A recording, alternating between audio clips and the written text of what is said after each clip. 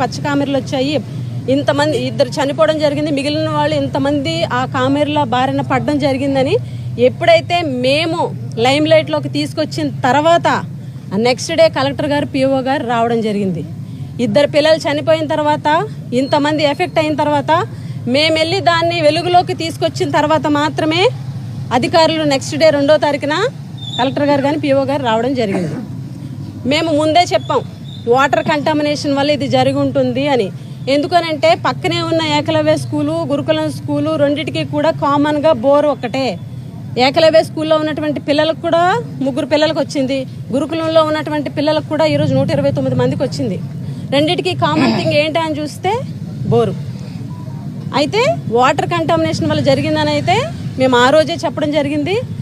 ఈరోజు ఏదైతే కేజీహెచ్లో ఉన్నటువంటి నిన్న సాక్షిలో వంశీ డాక్టర్ గారు కూడా వాటర్ కంటామినేషన్ వల్ల ఇది వచ్చిందని కూడా నిర్ధారించడం జరిగింది.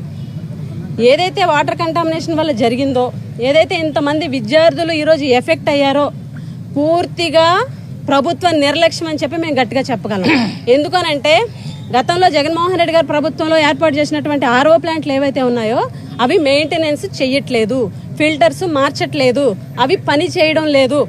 కనీసం పిల్లలకి ఏదైతే భోజనం చేసే భోజనశాల దగ్గర హాట్ వాటర్ కూడా ఇవ్వట్లేదు. ఆ రోజు మేము ప్రశ్నించడం జరిగింది, కనీసం స్థానిక ఎమ్మెల్యే కానీ మంత్రి కానీ పట్టించుకోలేదని. మంత్రి గారు చాలా తాపీగా ఈరోజు 5వ తారీఖు 1వ తారీఖున ఇన్సిడెంట్ అనేది బయటపడితే 5వ తారీఖున తాపీగా మంత్రి గారు రావడం జరిగింది. ఈరోజు వచ్చి ఆవిడ మాట్లాడినటువంటి మాటలు ఒకసారి గుర్తు తెస్తే ఆవిడ ఏమంటారు, ఆర్ఓ ప్లాంట్ పనిచేస్తుంది మీరు వెళ్ళి చూడండి అని. నిన్న గురుకులం సెక్రటరీ గౌతమి గారు స్టేట్మెంట్ కూడా ఇవ్వడం జరిగింది మీడియాలో. ఏమనంటే ఆర్ఓ ప్లాంట్ పనిచేయట్లేదు, పిడుగుపాటు వల్ల ఆర్ఓ ప్లాంట్ పోయింది, కొత్త ఆర్ఓ ప్లాంట్ కూడా శాంక్షన్ చేస్తున్నామని చెప్పేసి గురుకులం సెక్రటరీ గౌతమి గారు నిన్న స్టేట్మెంట్ ఇవ్వడం జరిగింది. ఈ రోజు మంత్రి గారు వచ్చి ఆర్ఓ ప్లాంట్ పనిచేస్తుంది మీరు వెళ్ళి చూడండి, ఆ పార్టీ వాళ్ళు అలాగే చెప్తారు అని చెప్పి పచ్చి అబద్ధాలు మంత్రి గారు మాట్లాడారు. నేను ఒకటే అడుగుతున్నా, అసలు ఈ ప్రభుత్వానికి కమిట్మెంట్ ఉందా, ఈ ప్రభుత్వానికి డెడికేషన్ ఉందా అని చెప్పి మేము ప్రశ్నిస్తున్నాం. ఎందుకనంటే అసలు అందరికీ తెలియని విషయం ఏంటి అని అంటే 1.5 రోజులుగా ఆ హాస్టల్లో సండే చికెన్ పెట్టట్లేదు. ఏంటా అని ఆరా తీస్తే 1.5 రోజుల క్రితమే జాండీస్ ఎఫెక్ట్ అయ్యి కొంతమంది ఇబ్బంది పడుతున్నారని చెప్పి ప్రిన్సిపల్ సైలెంట్గా చికెన్ ఆపేసి ఉన్నతాధికారులకి చెప్పకుండా ఉంచడం జరిగింది. అలాగే 19వ తారీఖున కలెక్టర్ గారు గురుకులంకి విజిట్కి రావడం జరిగింది.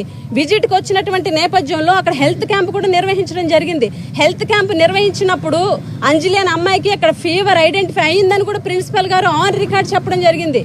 ఆ రోజు అంజలికి ఫీవర్ ఎఫెక్ట్ అయిందని రిపోర్ట్లో వచ్చింది, కాకపోతే మామూలు ఫీవర్ అని వచ్చింది, ట్రీట్మెంట్ ఇవ్వడం జరిగింది, కొంచెం తగ్గి నీరసంగా ఉందని చెప్పేసి రెస్ట్ తీసుకుంది 19వ తారీఖు అని చెప్పేసి ప్రిన్సిపల్ గారు చెబితే ఈరోజు అధికారులు ఏమంటున్నారు, అంజలి వాళ్ళ పేరెంట్స్ బలవంతంగా తీసుకెళ్ళిపోయి నాటు వైద్యం ఇచ్చారంటున్నారు. స్కూల్లోనే అంజలి ఎఫెక్ట్ అయ్యింది, స్కూల్ యాజమాన్య నిర్లక్ష్యంతో అంజలి చనిపోవడం జరిగింది. అలాగే 22న ఎవరైతే కల్పన కురుపాం సిహెచ్సిలో అడ్మిట్ అవ్వడం జరిగింది.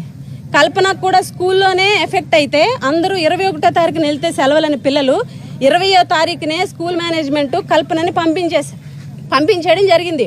22వ తారీఖున కల్పనని సిహెచ్సిలో జాయిన్ చేస్తే 2 రోజులు అక్కడ ట్రీట్మెంట్ ఇచ్చి 24 పార్వతీపురంలోకి రిఫర్ చేస్తే పార్వతీపురం నుంచి కేజీహెచ్కి 29th రిఫర్ చేశారు. 29th ఇక్కడ ట్రీట్మెంట్, 1st తారీఖున కల్పన చనిపోవడం జరిగింది. ఈరోజు ఏమంటారు, అధికారులు వచ్చి అంజలి ఇంటి దగ్గర ట్రీట్మెంట్ తీసుకుంది అందుకు చనిపోయింది అంటారు. మరి కల్పన హాస్పిటల్లోనే ఉంది, వచ్చి ఎఫెక్ట్ అయిన దగ్గర నుంచి 22 నుంచి కల్పన హాస్పిటల్లోనే ఉంది, 22 నుంచి చనిపోయే వరకు కూడా హాస్పిటల్స్ ట్రీట్మెంట్లోనే ఉంది. కల్పన ఎందుకు చనిపోయింది? ఈరోజు తూతూ మంత్రంగా అక్కడ ఉన్నటువంటి ప్రిన్సిపల్ని, అక్కడ ఉన్నటువంటి ఏఎంని సస్పెండ్ చేసి చేతులు దులిపేసుకొని వాళ్ళ నిర్లక్ష్యమే అని చెప్తున్నారు.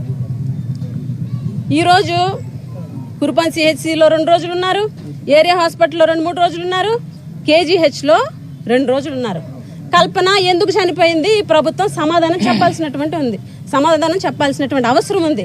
పూర్తిగా ప్రభుత్వ నిర్లక్ష్యం, వైద్యపరంగా పూర్తిగా నిర్లక్ష్యం చేయడం వల్లే కల్పన చనిపోయిందని నేను స్ట్రాంగ్గా చెప్పగలను. ఈరోజు మంత్రి గారు అంటారు మేము అన్నీ చేసేస్తున్నాం, ఓన్లీ అక్కడ ఉన్నటువంటి సిబ్బంది నిర్లక్ష్యం వల్ల మాత్రమే పిల్లలు చనిపోయారని చెప్పేసి ఆవిడ చెప్తున్నారు. సిబ్బంది నిర్లక్ష్యం కాదు, ప్రభుత్వ నిర్లక్ష్యం అని చెప్పి నేను ఖచ్చితంగా చెప్పగలను. ఎందుకనంటే గత 1.5 yearగా మొత్తం 199 గురుకులాలు ఉన్నాయి ఆంధ్రప్రదేశ్ రాష్ట్రంలో. 199 గురుకులాల్లో కూడా 1.5 yearగా ఎటువంటి మెయింటెనెన్స్ కూడా ఈ ప్రభుత్వం చేయట్లేదు.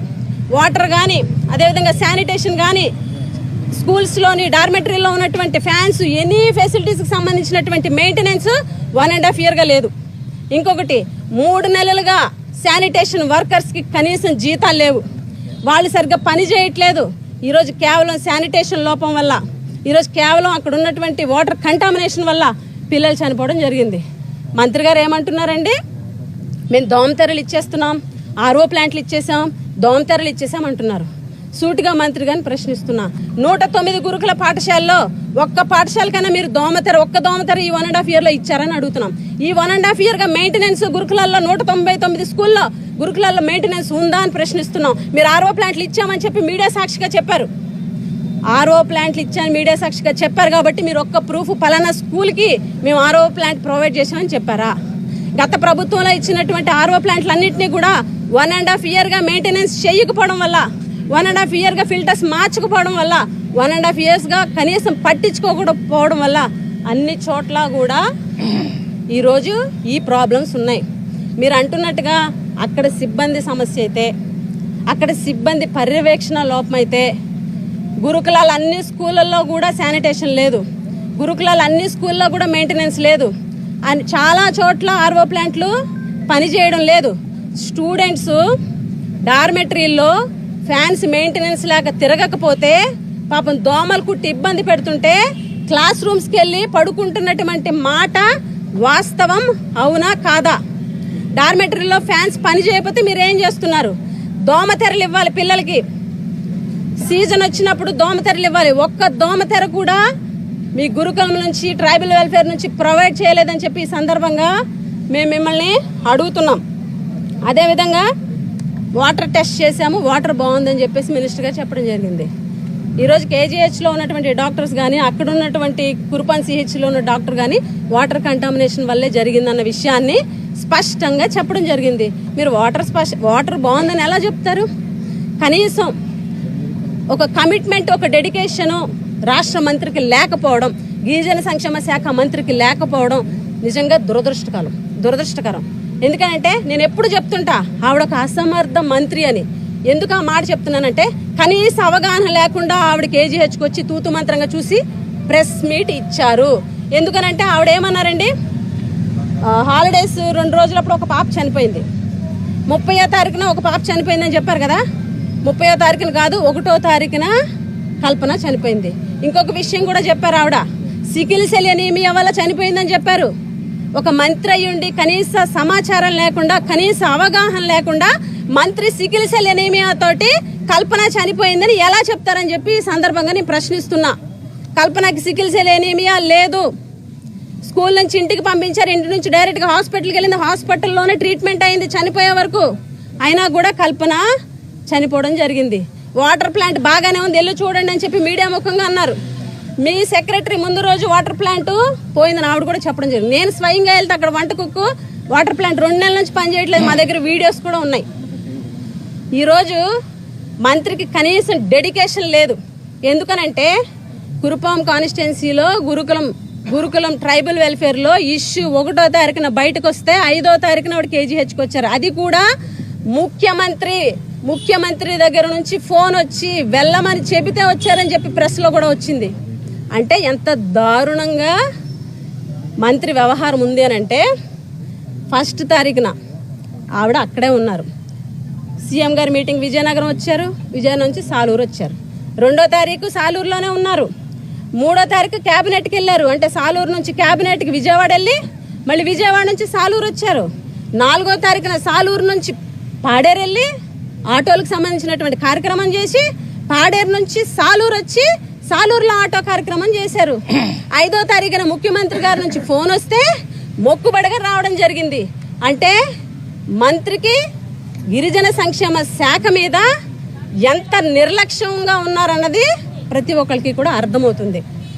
ఈరోజు మేము చెప్పేది ఏంటి అంటే కేవలం ప్రభుత్వ నిర్లక్ష్యం వల్ల 1.5 ఇయర్గా వాటర్కి సంబంధించి ఆర్ఓ ప్లాంట్లు మెయింటెనెన్స్ లేకపోవడం వల్ల, శానిటేషన్ వర్కర్స్కి జీతాలు ఇవ్వకపోవడం వల్ల, శానిటేషన్ సరిగ్గా జరగకపోవడం వల్ల అక్కడ ఉన్నటువంటి ఫుడ్ నెల రోజుల క్రితమే ఏవైతే జాండీస్ వస్తే అక్కడ ఉన్నటువంటి ఎవరైతే స్కూల్ స్టాఫ్ ఉన్నారో, మేనేజ్మెంట్ ఉన్నారో పై అధికారులకి చెప్పకపోవడం వల్ల, స్వయంగా 19వ తారీఖున కలెక్టర్ గారు వెళ్ళిన రోజే అంజలి ఎఫెక్ట్ అయితే కనీసం కలెక్టర్ గారి దృష్టిలో కూడా పెట్టకపోవడం వల్ల, ఇవన్నీ దాచడం వల్ల ప్రభుత్వ నిర్లక్ష్యం క్లియర్గా కనిపిస్తుంది.